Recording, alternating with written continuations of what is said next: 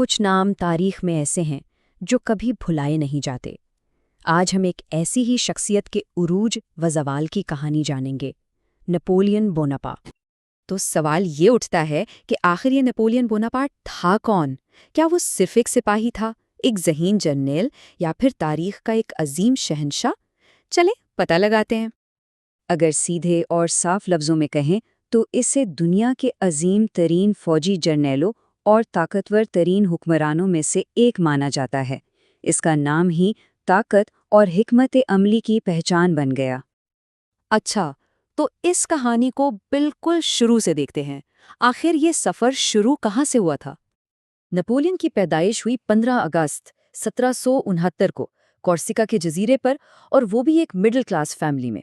اور یہ بات بہت اہم ہے کیونکہ اس کا مطلب یہ ہے کہ جو کچھ بھی اس نے حاصل کیا وہ اسے وراثت میں نہیں ملا، بلکہ اس نے خود اپنی قابلیت کے دم پر کمایا تھا۔ اور یہی قابلیت تھی جس نے اسے ایک عام سے سپاہی سے سیدھا فرانس کے شہنشاہ کے تخت پر بٹھا دیا۔ تو چلیں دیکھتے ہیں کہ یہ حیرت انگیز سفر اس نے طے کیسے کیا۔ ذرا اس کے عروج کی رفتار پر غور کریں۔ 1789 میں جب فرانسیسی انقلاب شروع ہوا، نپولین نے اپنا فوجی کیریئر شروع کیا، اور پھر صرف 15 سال بعد 1804 تک وہ خود کو فرانس کا شہنشاہ بنا چکا تھا۔ مطلب یہ تو ایک ناقابل یقین ایک دم بجلی کی سی تیزی تھی۔ تو سوال یہ ہے کہ یہ سب اتنی تیزی سے ہوا کیسے؟ اصل میں اس کی غیر معمولی ذہانت اور خاص طور پر فرانسیسی انقلاب کے دوران اس کی زبردست لیڈرشپ نے اسے سیدھا جنرل کے رینک تک پہنچا دیا۔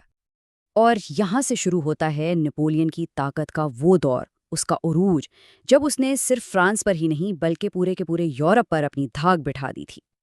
اس کی فوجی مہمات کا دائرہ دیکھیں، مصر سے لے کر اسپین تک، اور پھر روس پر حملہ۔ ایسا لگتا تھا کہ اس کی فتوحات کا سلسلہ کبھی رکے گا ہی نہیں۔ اور ان تمام جنگوں میں سے ایک جنگ ایسی تھی، جنگ آسٹرلیٹس، جسے اس کی سب سے بڑی، سب سے شاندار فتح سمجھا جاتا ہے۔ یہی وہ جیت تھی جس نے اسے ایک فوجی جینیس کے طور پر تاریخ میں ہمیشہ کے لیے امر کر دیا۔ لیکن تاریخ کا ایک اصول ہے، جو جتنی تیزی سے اوپر جاتا ہے اس کے گرنے کا خطرہ بھی اتنا ہی بڑا ہوتا ہے۔ اور بس یہاں سے نپولین کی کہانی میں ایک بہت بڑا موڑ آتا ہے، ایک تاریخ موڑ۔ اس کے زوال کی شروعات ہوئی 1812 میں، جب اس نے روس پر حملہ کرنے کا فیصلہ کیا۔ یہ ایک ایسا فیصلہ تھا جو اس کے لیے بالکل تباہ کن ثابت ہوا، ایک ایسی غلطی جس نے اس کی پوری سلطنت کی بنیادیں ہلا کر رکھ دیں۔ تو آخر اتنی بڑی، اتنی طاقتور فوج ناکام کیسے ہو گئی؟ وجوہات کئی تھیں۔ سب سے پہلے تو روس کی شدید سردی، ایسی سردی جس کا فرانسیسی فوج کو اندازہ ہی نہیں تھا۔ پھر کھانے پینے کی شدید قلت ہو گئی، اور اوپر سے دشمن کے مسلسل حملے، ان سب نے مل کر اس کی فوج کو بالکل توڑ کے رکھ دیا۔